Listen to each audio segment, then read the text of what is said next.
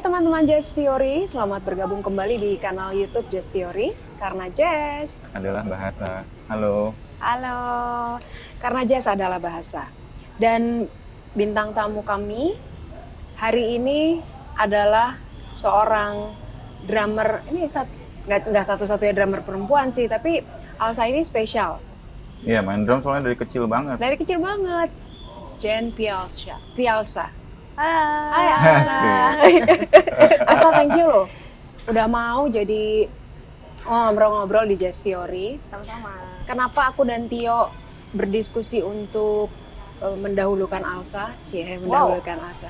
Karena Alsa tuh salah satu musisi muda yang tidak hanya bermain musik, tapi Alsa punya sesuatu Nah, iya. untuk dunia musik gitu kan. Mungkin banyak juga yang udah tahu Alsa itu salah satu pemilik dari Backbeat Publishing ya? Ya, Backbeat Gitu. Music. Backbeat Music. Nanti kita akan ngobrol-ngobrol soal itu, kenapa Alsa mau buat itu, terus persiapan atau perjalanannya Backbeat yang walaupun masih baby ya, sama Jazz Theory lebih baby lagi ya. Waduh. Kita masih sama-sama merangkak, Semangat. kita sama-sama menyemangati. Oke. Di episode Jazz Theory itu biasanya kami membahas dengan bintang tamu nih perjalanan ketemunya atau kenalnya kapan dan di mana. Kalau aku dulu terbengong-bengong ngelihat Alsa tuh kan jadi drummer masih kecil banget kan di Erwin Gutawa Orkestra. Ya. Jadi waktu itu IO ku dan teman-teman mengelola satu event dan kebetulan yang main Mas Erwin, orkestranya Mas Erwin Gutawa.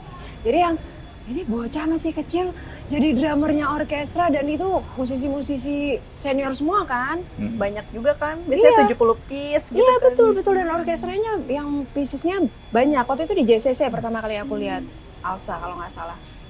Tapi nggak berkesempatan untuk officially kenalan. Akhirnya aku kenal officially itu di bersama teman-teman Fusion Staff, waktu itu dikenalin Mas Kadek ya. Lalu ya udah terus sering ketemu, ngobrol dan lain-lain di berbagai acara. Tapi aku juga baru tahu dari Tio, ternyata Tio itu beberapa kali sering main sama Alsa ya. Iya. Terakhir kemarin ya? Akhir rekaman. Rekaman. Tahun lalu, Pas akhir tahun COVID ya? lalu. Udah COVID ya itu? Udah Covid. Tahun lalu ya. Tahun lalu. Cepet banget ya Allah.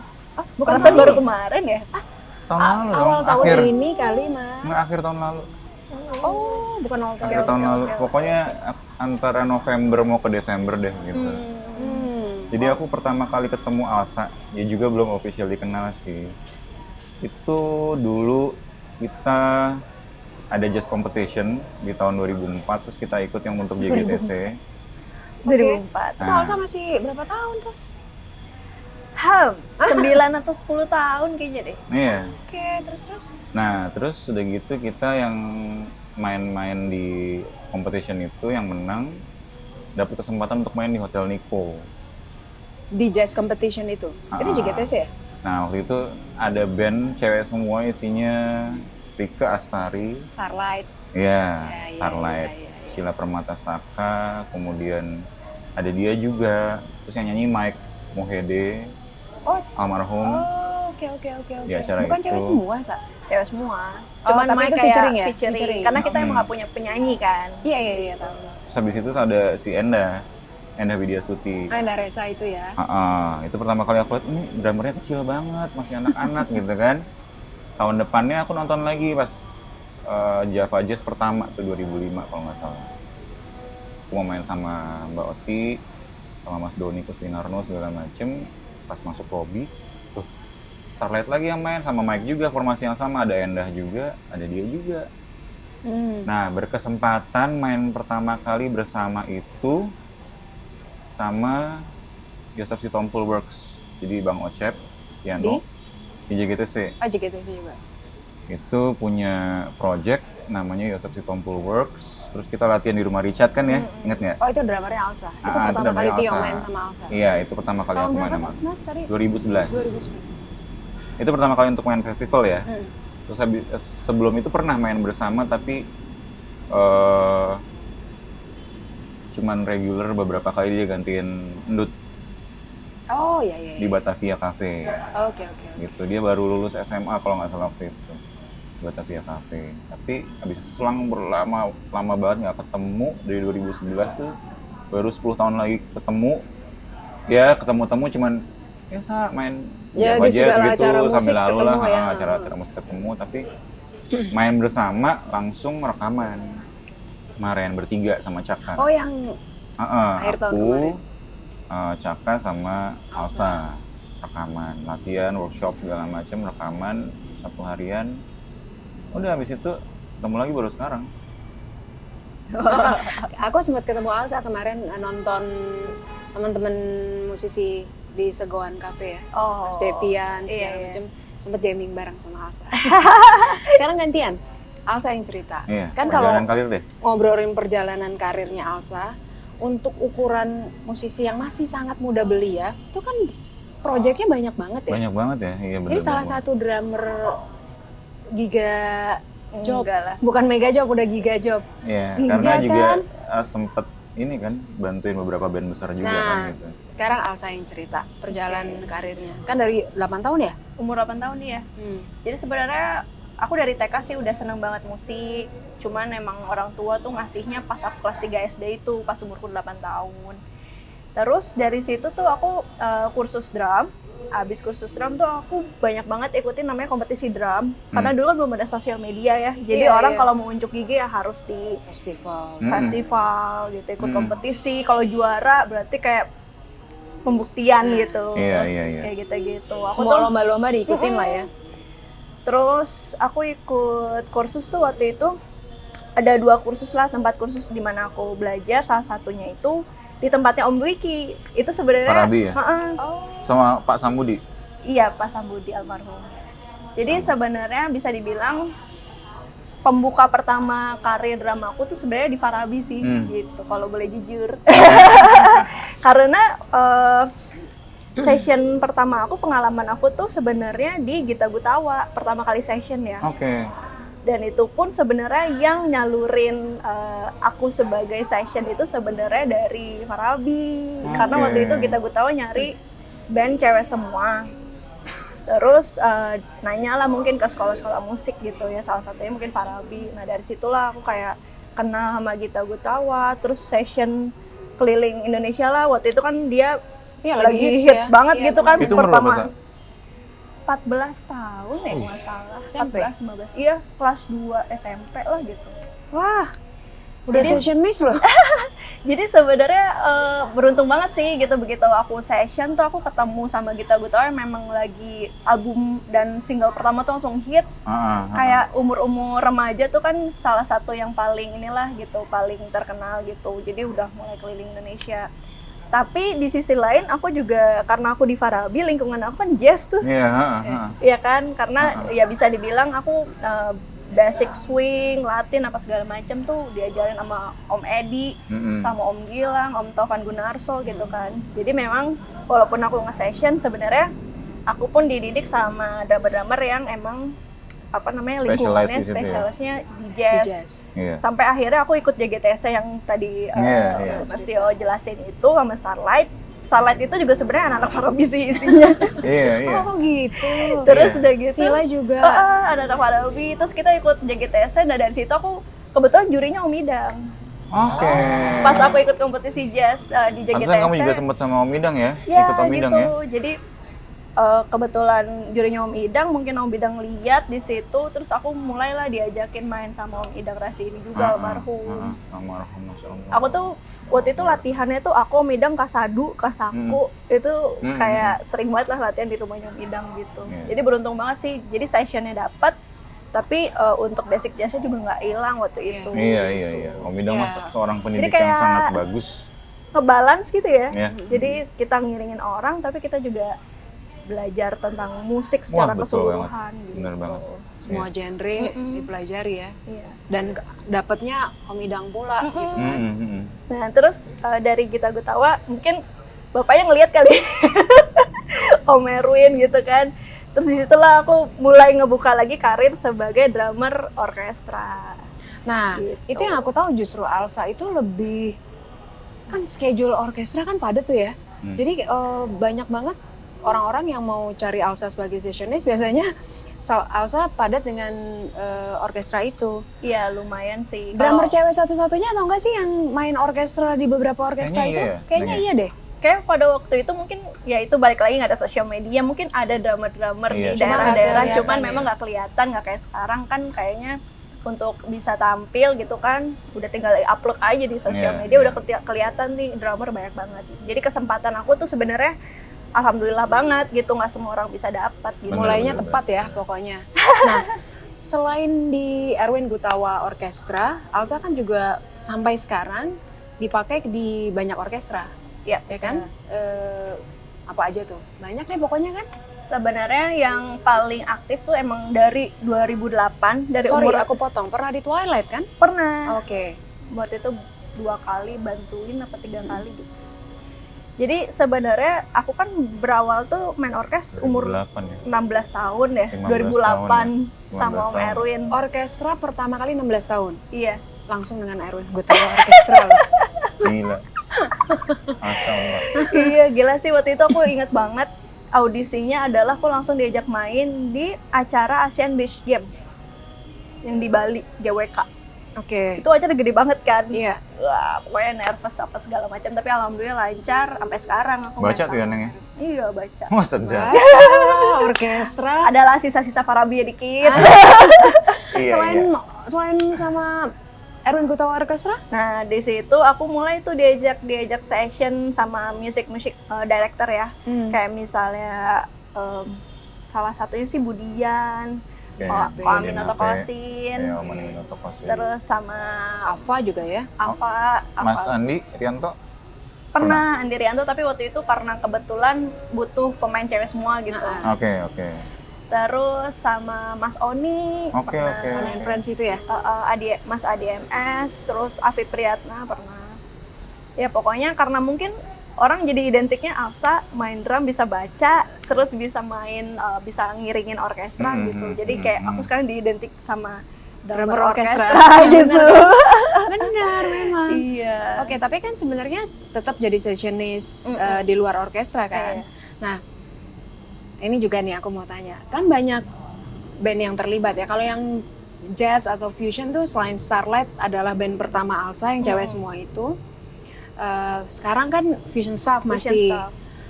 Tapi Alsa itu dulu di mainstream industri musik Ada juga. itu ngetop banget dengan Setia. Iya, iya, Nah, iya. Itu ceritanya gimana?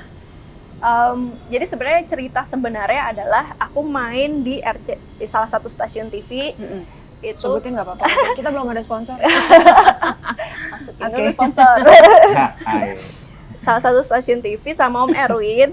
Nah, kebetulan band itu ngeliat gitu. Siapa oke. nih drummer cewek gitu. Dari Oh, jadi situ, sama Erwin Gutawa dulu ya? Terus udah gitu dilihat, nah diajak main. Waktu itu sebenarnya bergejolak sih hatinya karena kan waktu itu aku lagi aktif-aktifnya main sama Om Idang kan. Oh iya. Dan iya, Om iya. Idang tuh lumayan strict. Oh iya betul. Jadi Bener. kamu mau Banget. di jazz. Ini jadi gitu. gitarisnya nih. Bukan. Waktu itu almarhum strict banget, kamu mau di jazz, fokus di jazz gitu. Jadi waktu itu agak-agak menyimpang sih ya dari pepatah guruku.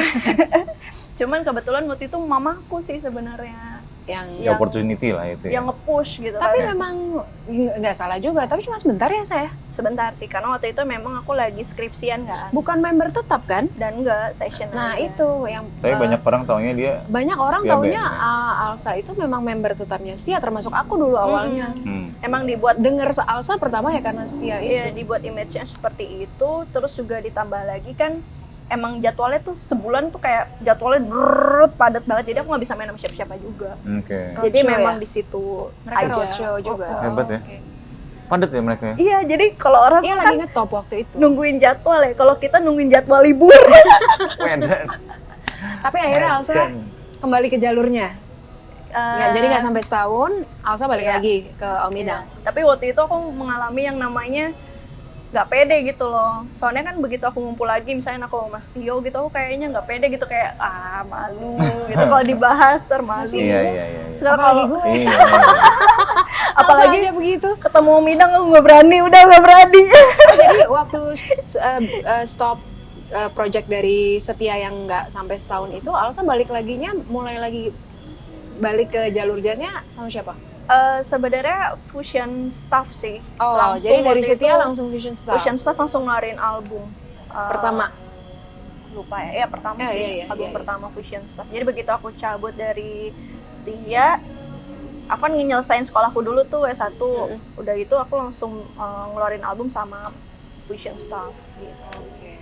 Ya udah, salah satu band fusion jazz yang aku ada sampai sekarang gitu ya, fusion stuff itu sih. Ya, fokusnya di situ ya. Pokoknya sekarang yang walaupun Starlight on off ya karena kesibukan masing-masing Udah off personilnya. Udah off ya. Riko juga udah di Iya, Papua ya. soalnya keyboardisnya udah di Rika nggak Papua ada. gitu. Rika tuh yang pernah sama Solti Jiva sempat kan? Pernah bantuin. Ya. Yang itu. Pernah bantuin yang Kriting. Iya, oke. Jadi Starlight ya otomatis off karena personilnya nggak ada. Iya, Sekarang yang aktif di orkestra dan fusion staff betul. fusion untuk stuff. band. Oke. Sessionnya juga masih ya? Masih saya Dan benar Alsa juga, aku pernah ngobrol sama mamanya juga kan. Alsa itu juga konsisten untuk menyelesaikan studinya gitu. Jadi dia main musik juga tapi sekolah ya harus selesai. Hukum kan ya? Iya, Ngambil hukum kan ya? ambil hukum ekonomi dan teknologi. Nah ini pas nih berarti. Oke. Ini Sama makanya apa yang diputuskan sekarang untuk dijalani ya. relate dari apa yang akhirnya Alsa buat, yang kata Alsa tadi masih baby itu. Ya bayi 2 tahun lah. Ya. Bayi 2 tahun, kita bayi Kita berapa bulan? Setahun juga belum. Baru berapa bulan. Oke. Alsa akhirnya memutuskan untuk bikin Backbeats. Oh iya, sama satu lagi dia juga YouTuber juga loh, Mbak. Iya dong, Dek. Lagi on off juga sih sebenarnya. Karena kesibukannya. Tapi paling sering sih sebenarnya bikin drum camp sih. Drum camp sama vlog ya. Iya, orang seneng banget soalnya kalau aku bikin drum camp. Iyalah. Soalnya drummer cewek yang menonjol gitu ya, kayaknya cuma Alsa deh. Ya bukan cuma Alsa, banyak drummer cewek tapi Alsa tuh bersinar lah gitu kan. Termasuk pelopor sih di angkatannya. Betul. Gitu. Iya, karena dari kecil itu, banget. Dan mainnya banyak banget. Dan itu yang kita juga sempat bahas kan. Iya, banyak banget. Drummer Dan sama orkestra loh. Iya, dan sama orkestra Cewek yang ya. ternama ya. Gitu. Orkestra ternama Indonesia gitu. Iya, Makanya ya itu yang membuat Alsa juga menjadi spesial. Tapi ternyata sekolahnya Alsa gitu ya, secara pendidikannya Alsa ini ternyata relate sama bisnis yang akhirnya Alsa buat, yaitu sebenarnya Backbeats. kecebur di sekolahnya dulu sih. Jadi gimana Karena tuh sebenarnya ceritanya? aku tuh dari SMP tuh udah browsing tentang Berklee kan, sebenarnya pengen masuk ke situ kuliah musik lah gitu. Iya. Cuman sama orang tua nggak dibolehin, akhirnya aku milih yang kira-kira fakultas yang nyerempet ke musik.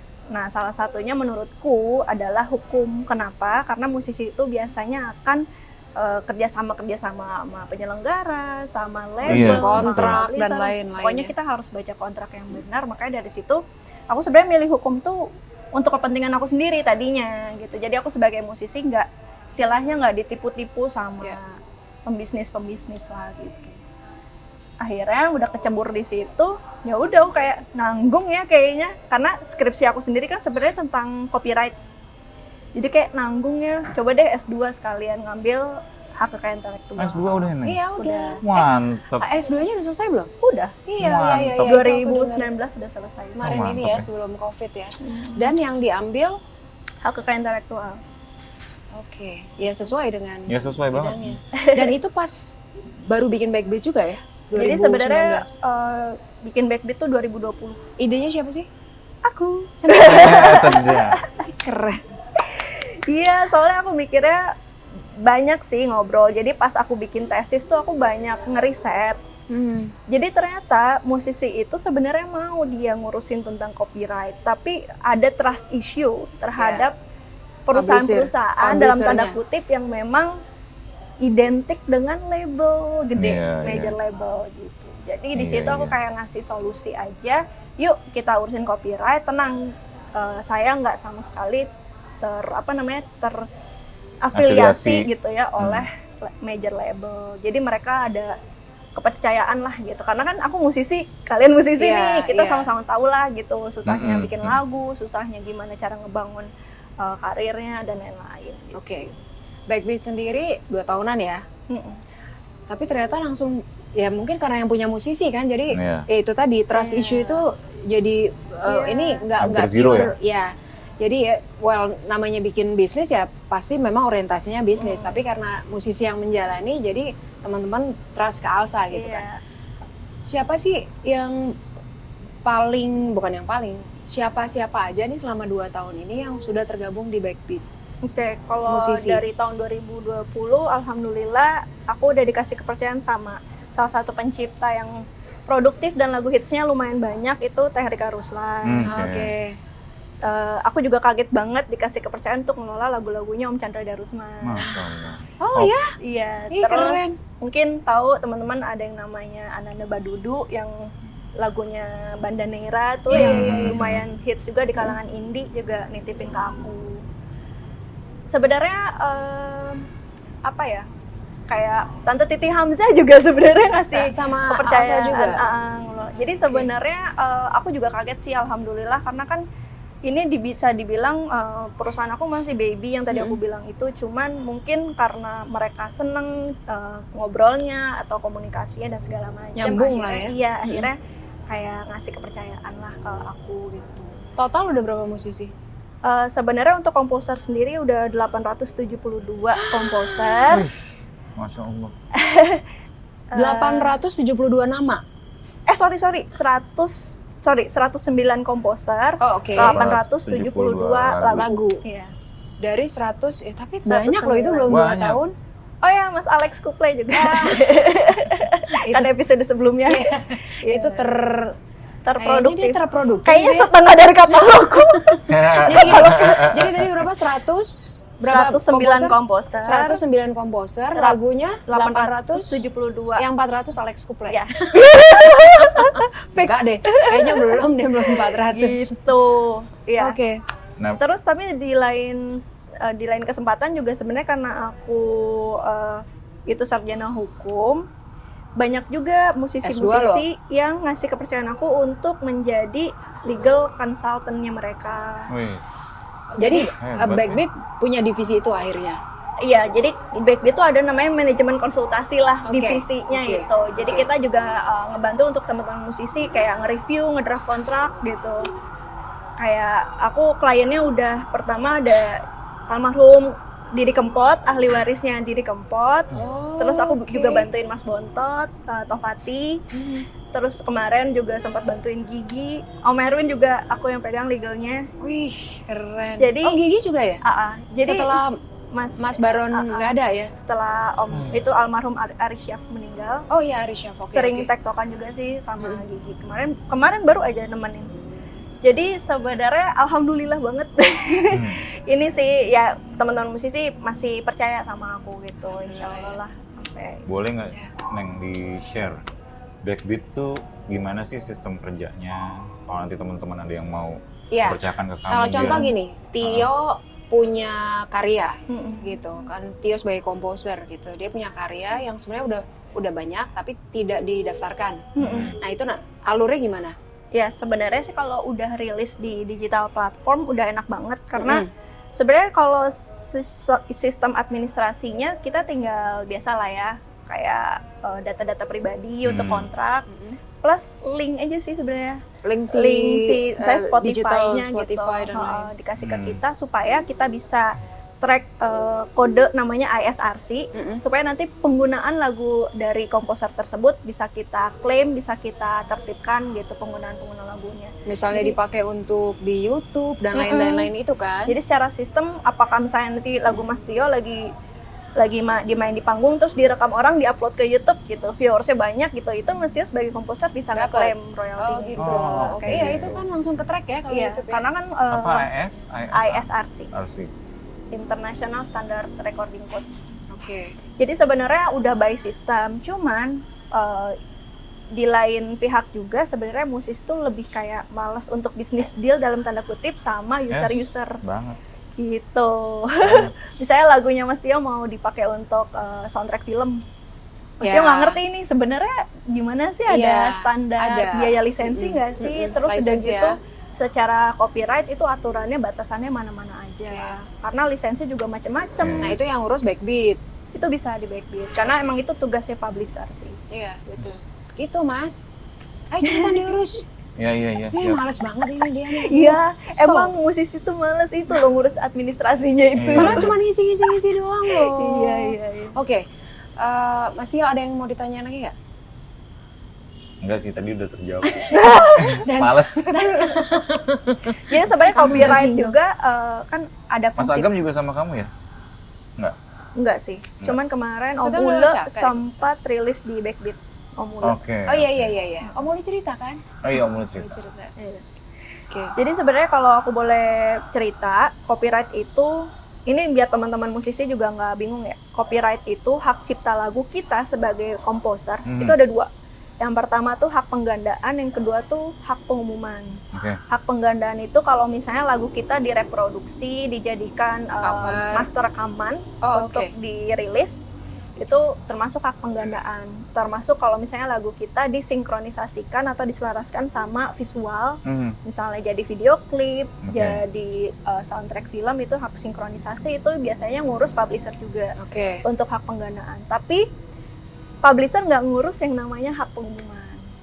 Kalau Hak hak pengumuman tuh pengumuman gimana itu tuh? misalnya lagunya Mas Tio dibawain di kafe Nah, atau di setel di kalau cover Mall-mall gitu, gitu. hotel, Ah. mall gitu. Misalnya dia ada di karaoke, dibawain di konser, itu wilayahnya lembaga manajemen kolektif. Oh. Backbeat nggak ngurus itu. Kita hanya ngurus, mungkin bisa bantu administrasi, cuman pertanggungjawaban hukumnya itu dari LMK ke komposer. Oke. Itu baru Oke. ngomongin pencipta lagu sih. Kalau cover gitu? Kalau cover Kan di YouTube banyak cover tuh. Sebenarnya kalau YouTube juga sebenarnya dia akan mengalokasikan sih. Misalnya ini hak penggandaan, ini hak pengumuman, itu udah ada persentase Udah ada. masing-masing. Udah otomatis ya? Iya, By by systemnya system dia mereka akan ya? ngebagi. Cuman Karena sebenarnya kalau- di situ pun kalau dia pakai master punya label tertentu, itu akan ngebagi juga ke Iya. labelnya. labelnya. Hmm. Cuman kalau yang buat musisi individual misalnya kayak aku gitu, mungkin nggak ngerti terms and condition yang macam seperti itu, bisa serahkan semua ke Backbeat ya Bisa. untuk diurusin ya. Iya. Termasuk Oke. yang pengumuman itu tadi, Hak pengumuman. hak pengumuman. Oh, sedap. Terus tadi kita ngobrol-ngobrol tentang apa tuh, Neng? Oh, Fesmi itu apa tuh sih? Neng? Fasmi, Apa iya. sih itu? Kamu lagi sibuk apa sih? Tuh? Jadi Fasmi itu aku di situ sama teman-teman pengurus lainnya, termasuk Om Chandra Darusman sebagai ketua umum. Sebenarnya kita itu kerja pro bono. Ini suka salah kaprah nih. Harus ditekankan kerja pro bono. Jadi kerja pro bono emang kita tuh Sempet rame itu kan soalnya di digital ya. iya, Sempet viral masalah Fesmi kan? masa Iya deh kayaknya.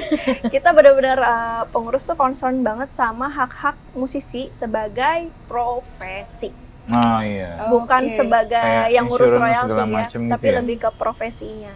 Jadi Oke. kayak union-union di luar negeri lah gitu. Oke. Si Jadi, Fesmi ini. jadi misalnya, Contoh nyatanya gimana, Neng? Contohnya. nih misalnya program yang sedang kita jalanin sekarang tuh lagi tentang musisi reguler, Horeca ya, hotel, restoran, kafe. Jadi bagaimana caranya musisi-musisi reguler itu hak-haknya itu bisa diperhatikan sama pemberi kerja Oke. atau bahkan sama agent yang ngasih pekerjaan itu. Jadi Oke. gimana caranya tidak ada isu-isu tentang kepercayaan kayak transparansinya atas fee-nya kayak gimana. Mungkin nanti ada persaingan tidak sehat di antara musisinya gitu. Berarti agentnya masih legal juga tuh? Nah, ini agentnya. lagi kita Itu riset kayaknya sih. memang lagi di banyak diomongin karena selain Fesmi itu ada SPMI atau SPMI. apalah serikat Itu juga Prodi salah Musik satu Indonesia. ini sih mitra juga Mitra sih. ya. Oke. Ketuanya tuh ada Miko ya kalau Iya. nggak salah, kebetulan temen aku lama, dia cerita juga masalah itu. Iya. Itu yang sedang diperjuangkan karena dia basicnya musisi kafe, Miko Iya. itu penyanyi kafe kan. Mhm. Dia sedang memperjuangkan itu karena kayak kita kan ngamennya di kafe, festival lah oke, tapi kafe bukan di mainstream industri. Iya. Kalau mainstream industri kan lebih banyak yang ngurusin gitu karena kan TV, station dan lain-lain juga legalnya ada. Iya, Kalau personal kan agak susah tuh. Iya, Nah, iya. Fesmi ini, nah itu yang lagi banyak dibicarakan itu. Jadi di FESMI juga ada namanya tim relawan hukum yang bisa member-member dari serikat itu berkonsultasi hukum secara gratis. Oke. Jadi misalnya kita sebagai Wah, musisi mantap nih, teman-teman. ada permasalahan di lingkungan kerja mau Hmm, dikonsultasikan itu bisa, itu gratis. Alsa sebagai Aku Diva Resmi direktur sebagai apa? komunikasi dan riset Komunikasi sama dan riset. relawan hukum Direktur. Oke. Iya loh. Wih, juga. Makanya nih nyocor terus ya. Kamu mimpi baru tahu apa ya? coba jadi Tapi direktur? emang bener ya. Eh, Karena gini, Hebat ya. Horeca tuh Masya kan Allah. ada level-levelnya, Iya. iya kan? Sementara banyak juga musisi yang bekerja sebagai agent. Sama, aku Iya. kan juga agent juga Ya, kan, aku kadang-kadang juga jadi pemberi Iya, pekerjaan, pemberi pekerjaan jadi bokir kan. lah gitu. sebagai agent gitu. Memang sebaiknya sih ya kita berharap itu ada standarisasi. Masalah presentasi segala macam, terus keterikatan agent terhadap kafe. Kadang-kadang kan itu yang akhirnya Karena jadi agent salah juga kaprah. kadang-kadang di tengah ya. Iya, si iya. pemberi misalnya pemilik Iya, kafenya Benar. nakal, ini yang kena Nah, nih. Iya, Jadi betul. Kasihan Benar. juga sih. Kadang-kadang gitu pemilik misalnya, aku juga orang kafe ya dulu ya. Jadi ini tidak bukan oknum atau brand ya, tapi misalnya ada pemberi pemberi job kan di tengah agent. Agent kan ya namanya bisnis kan cari duit dong, berapa Iya. persen. Sementara yang ngasih ini dari yang ngasih job ke agent ke musisi. Sementara ini juga minta uangnya. Nah kalau diambil misalnya kita ngomong nih sama si musisinya, jatah agent 20% ya misalnya. Kan ada 20, ada 30, macam-macam kan. Tapi kan memang baiknya kalau agent apalagi sesama kenal ya, itu fair. Iya. Gue ngambil itu. sekian persen ya. Tapi yang repot ketika si agent ini udah dia cuma dapatnya 10 atau 20%, yang ngasih job minta juga. Iya, Nah, biasanya akhirnya terjadi kisruh Clash ya. antara musisi dengan agent Iya. karena ada potongan-potongan untuk pihak lain. Iya. Nah itu yang lagi diperjuangkan ya. Iya, jadi Keren loh. lebih Emang ke harus ininya sih ekosistemnya. Iya. Kita tuh Iya. ingin menertibkan ekosistem. Sebenarnya keberadaan agent pun nggak ada yang salah juga, tapi kita gimana caranya punya collective agreement yang emang kita sepakatin bersama Iya. supaya ekosistemnya lebih baik. Betul. Sama tadi Betul. kamu nyinggung-nyinggung yang pas kita ngobrol-ngobrol sebelum mulai, apa kayak bisakah seniman ini ada dalam kategori asuransi ketenagakerjaan gitu? Iya. Iya. Bukannya Ini. udah ada Jadi- BPJS musisi itu ya? Iya, jadi Nah, sebenarnya ini masih lagi dicoba. Baru. Kita dengerin dari ahlinya. jadi pas FESMI itu baru berdiri, kita langsung mendekati BP Jam Sostek Oke. itu supaya musisi yang notabene itu bukan di bawah sebuah perusahaan bisa mendapatkan hak perlindungan dari sisi keselamatan kerja itu sama seperti orang-orang yang kerja di kantoran. Misalnya kecelakaan. Iya, misalnya lagi manggung, amit-amit ada kecelakaan, misalnya Tiban timpa lampu, lighting, apa gitu ya. atau dalam perjalanan menuju venue atau pulang itu kita Naudzubillah misalnya kecelakaan. meninggal gitu. Kalau meninggal punya anak nih Mas Tio, amit-amit gitu ya Mhm. terjadi, ntar anak Mas Tio dibiayain sampai kuliah. Masya Allah. Ada warisannya ya. Iya, mantap deh. gitu. Dibiayain sampai kuliah sampai S1. Teman-teman kita harus support ini ya. Support fans Kita Iya. doain buat kita semua juga. Gitu, Iya, buat kita aduh. semua juga. Iya. Bismillah ya, mudah-mudahan lancar ya. Salam amin. sama Mas Chandra Darusman, mudah-mudahan suatu Om saat kita Chandra. bisa interview loh. Itu Iya. juga Iya. legend yang perlu. Wah harus. Karimata juga tuh, fans. Nice. Oke, Alsa sebelum kita akhiri episode Rendezvous with Alsa ini, kita biasanya minta tips-tips dari Alsa buat teman-teman musisi kan. Kirain suruh jamming. Harus. Abis ini harus ada jamming. Iya. Cuman ini ada Teman-teman masalah kali- teknis. Mudah-mudahan ya kita bisa jamming. Mudah-mudahan. Kasih tips dong sama teman-teman musisi. Tapi sebenarnya sih tadi Alsa udah dia ketawa. Alsa sebenarnya tadi udah kasih beberapa tips kan untuk musisi lebih aware dengan yaitu tadi masalah karya, copyright dan lain-lain. Tapi di luar itu, Alsa mau bisa kasih tips lain nggak untuk musisi? Dari musisi untuk musisi? Oke, sebenarnya sih kita musisi kan kita nggak punya warisan dalam tanda kutip, Iya. punya uang warisan kayak kita kerja di perusahaan gitu, punya Iya. pesangon apa segala macam. Sebenarnya dengan kita membuat suatu karya, terus kita lindungi secara benar gitu ya melalui Itulah bentuk publisher, warisan kita ya. melalui LMK gitu kan, itu nanti akan turun temurun ke anak cucu kita gitu. Mas Alex Kuplay udah ngomong tentang ini belum? Udah ya? Enggak. Tapi detailnya enggak. Iya, jadi sebenarnya itu kayak peninggalan kita sebagai musisi sih. Salah satunya adalah dengan karya gitu. Kita kan nggak pernah tahu karena masa berlaku hak cipta sendiri itu dari mulai lahirnya karya, terus kita meninggal plus 70 tahun gitu. Oke. Jadi panjang banget lah nafas dari si warisan itu gitu. Di lain pihak, di lain hal lagi sebenarnya aku mau nerapin tuh tentang bagaimana kita bisa berattitude dengan baik, Nah, gitu. Ini lebih ke kehidupan ya, karena itu aku mengalami sendiri. Karena kita nggak pernah tahu kita akan membutuhkan siapa dan kita berhadapan dengan siapa gitu. Bisa betul. jadi misalnya nih yang aku ketemu musisi baru gitu, baru banget terjun di dunia musik, terus aku pandang sebelah mata ternyata orang tersebut akan lebih melesat dari kita dan suatu saat kita membutuhkan Ya. dia gitu. Betul kan banget. kita nggak Itu akan jangan tahu. sampai Itu betul tuh. banget. Jadi kalau bisa kita harus baik ke semua orang karena kita nggak tahu kita butuh pasti butuh dia Iya, atau benar, gimana benar, gitu. pasti. Jangan underestimate sama orang Karena sih. karena kita lingkungan musik tuh itu aja Iya, gitu. Circle musik di situ-situ aja, salah Iya. ngomong dikit udah, ya Iya, kan? Iya. jadi kalau bisa sih harus menjaga attitude sih karena Betul, ini self reminder buat aku juga gitu. Betul. Kita harus baik sama semua orang. Betul. Oh iya, sama satu lagi aku mau tanya sesuatu.